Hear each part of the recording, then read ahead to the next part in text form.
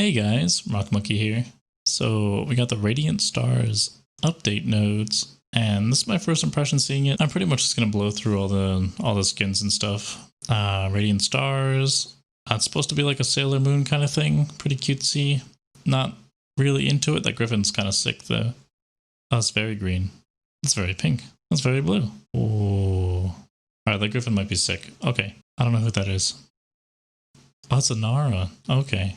Yeah, very space themed, Sailor Moon inspired, I guess. I haven't watched it, but I asked my girlfriend and she said I looked like Sailor Moon something. Okay, this was actually causing like more people to have cheats. Reticle change over target. Color of your reticle will no longer change for enemy and enemy in non-training matches. So that was supposed to be used in like trigger bot scripts. Not supposed to be, but ended up being used there. So the good thing that's gone. Mixer Conquest has been disabled and removed from the viewer store. Feels bad, man. Wish I had Mixer's Con. New way players can unlock skins just by playing Paladins. Starting with the release of Radiant Stars, players with a linked hires account will unlock a new currency called Bounty Coins by completing daily quests. Bounty Coins can then be spent inside the Bounty Store, which will feature a limited time quantity of a single skin that rotates every 22 hours. Skins inside the Bounty Store will be priced one of two ways. Increasing price, the bounty cost of the skin will start out low. As players purchase the skin, the number available goes down, the price will increase. Decreasing price, the bounty coin cost of the skin will start out high, and each day the price will decrease. Players will earn 2 bounty coins for each small reward daily quest. Players will earn 3 bounty coins for each large reward daily quest. That's to promote linking your account and more skins for everybody. I guess that's okay.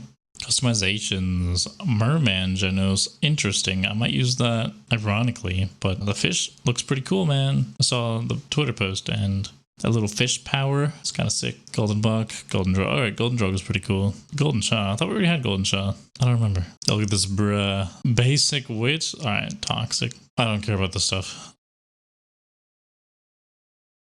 Look at that chicken. Oh, it's community. Nuts. Oh, chest. Okay. The pirate stuff, mermaids, shore patrol, longboard, merman genos. Alright, we're gonna get that. Nuts. Airboss? I don't know who that is. More skins. More skins. Okay, 5 ranked matches, gold chest, 25, avatar. Okay. Soft reset, understandable. Ranked map rotation, this might be big. Each split, maps will either be in the active or reserved map pool. Reserved maps will not appear while playing ranked during that split. Each new, okay. If in the split, Shadow Desert and Waters will be rotating into, well, Serpent Beach and Ascension Peak will be rotating out. No, I love Serpent, dude. Serpent is so good. And we get Shattered. I'll take Waters over Ascension, though. Shadowed over Serpent, though, not so much. Our aim is to make targeted, meaningful changes to improve the dynamic between support, frontline, and hit scam. What about blasters? After watching Season 3 meta develop and receiving feedback from both AOC and Paladins Pro Circuit players, we're hoping to address the following. Strength of hitscan champions with strong lifesteal options. Hey Vic, hey Vivian. Underwhelming strength of off tanks were previously able to apply more pressure to flank and damage champions. Yeah.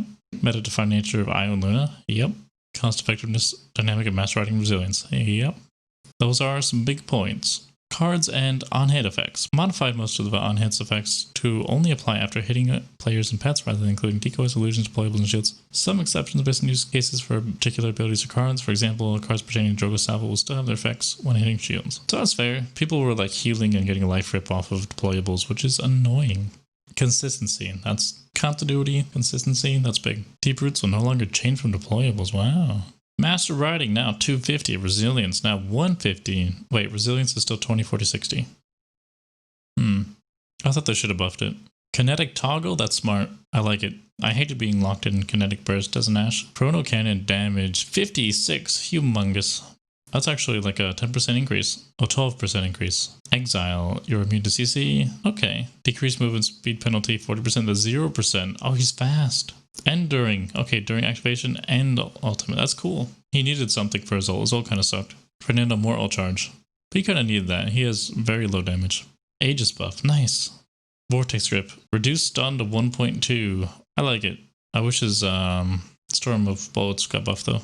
Makoa Levy rework now increase your ultimate charge by 15%. Maximum health by 500 using Ancient Rage. Resets the cooldowns of Dredge Anchor and Shell Spin. Oh, that's pretty cool. A reset, that's a good idea. Kind of makes it easier to use and better. More ults. Increased damage, fall off range. Decrease cooldown. I like it. I like it. Add a small grace period after activation, which it cannot be immediately cancelled. Okay. Reduce the cooldown of Dread Energy by 0.5, but now it's 0.6. Okay, more hooks. That's good. I like it. I like the color buffs. Subservience effects now go through walls. Is that the healing? I don't know what that is. Torvald Gauntlet damage. Torvald's gonna frag now. Damage bonking. AOC. Alright, they're gonna blame the AOC on this one. Reduce damage done. I like it. Increase the reload speed by 5% for 3 seconds after you detonate. No longer stacks. Increase the reload and speed gain 5 to 6%. I like it. There wasn't a window to punish Bomb King that well because he always had ammo with this card. Leon. Bloodline. Heal for 50 after using Grace. New. Generate 1 ammo after using Grace. I like it. Shaolin. This is big. Shimmer. Resets the cooldown of withdrawal after dropping 2 or below 15%. Reduce cooldown to 15 seconds. I like it. Victor. 8% to 5%. I like it. Victor was getting way too much life for free. Vivian. Runic Ammunition. Well, AOC popping off, dude. Look at all this. 5% to 4%. Okay. That's good. That's it. Dude, Vivian's so annoying. Delete the whole character. I don't know. Okay, nerf is good.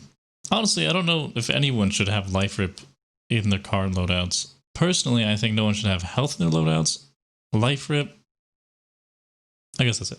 Corvus increased the effectiveness of the slow from 33 to 45. Slow never persists on leaving the area. He needed an ult buff. Corvus, I think, is going to become more and more into the meta just because ults don't really matter a whole lot in this game, and he does a lot outside of his ult. Nice, we got some Grok changes. Healing totem increased the rate of healing at base from once every 0.2 to once every 0.15. Faster heals, but lower heals. This does not affect the total healing. Okay, I don't think that makes a difference. That won't make a difference in most situations. Probably 99% of the situations you get healed by it. Increase the base health of the totem from 1000 to 1250. Nice. Increase the healing percentage from 20 to 30. Nice. Increase the healing per second. Alright, I hate Spirit's Domain, to be honest. But 700 might be better. Increase the health of the healing totem by 100 to 150. Okay, totem tanks, dude. Right now, Grok's problem is his totems are kind of awkward. You can't put it on high ground, and it's awkward to put anywhere. Ying clones are way better, because you can place them up high and then they fall. You can't do that with totem. Io reduced Luna's health. Nice. I thought that should be reduced. And you can cauterize Luna. I like it, but it's not included yet. They're testing it. But I think that's a good idea. But they buffed the card. That's fine. You're still only going to get 100 extra HP at level 4 compared to the 1000 you're losing. That's okay. Nobody uses that card, I don't think. I was moving speed by 8% while they're being healed. Decreased 8% to 6. I like it. They were going zoomy way too fast. Damba increased health every second from 315 to 325. Initially healed 220 to 250. So Damba's kind of weird. I think Damba's perfectly balanced. And if you shouldn't mess with him too much, you should balance everyone else around Damba. But they're buffing Damba. I think supports are a little too strong right now, to be honest. And I would have liked to see a cauterize buff or support nerfs. Damba was weaker than the other supports, but I think that's because the other supports were too strong. I don't think it was Damba's fault. I guess we'll see. Pip, hitting yourself with potion launcher will no longer damage you or apply knockback in combat medic. That's the heal and left click. That makes sense because you're using it to heal people. You don't want to knock back yourself, I guess. Viserys. New, increased the range of Restore Soul by 300% and the rate at which he heals by 10%. More heals. So forward, increase the range at which Restorer can heal allies by 4%. Increase the effectiveness of the range increase from 4 to 6. Nice. More range. I didn't think healing was Viserys' problem though. I thought she should have a change in her movement ability because she's too easy to lock out. The skill ceiling for her is pretty low. This kind of makes her even easier by not having to position forward. I would have liked to see a movement ability change. Buck. Reduce the initial heal from 600 to 400. I like it. I hate Buck. Reduce the damage taken by 6% for 4 seconds after using Heroic Leap. Now reduce the effectiveness of this damage reduction from 6% to 5%. I like it.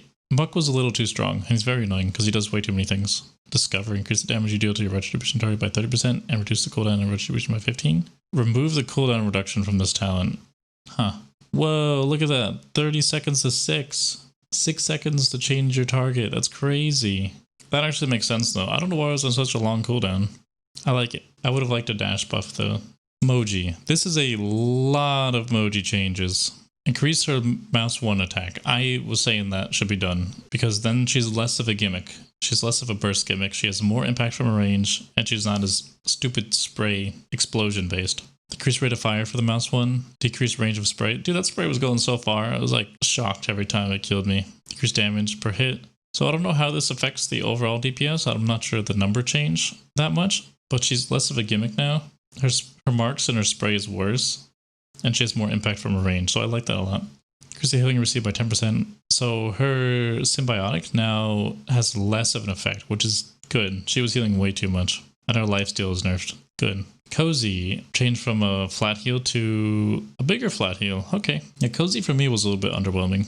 I like these emoji changes a lot. That's exactly what I was saying. Make her less of a gimmick and less heals.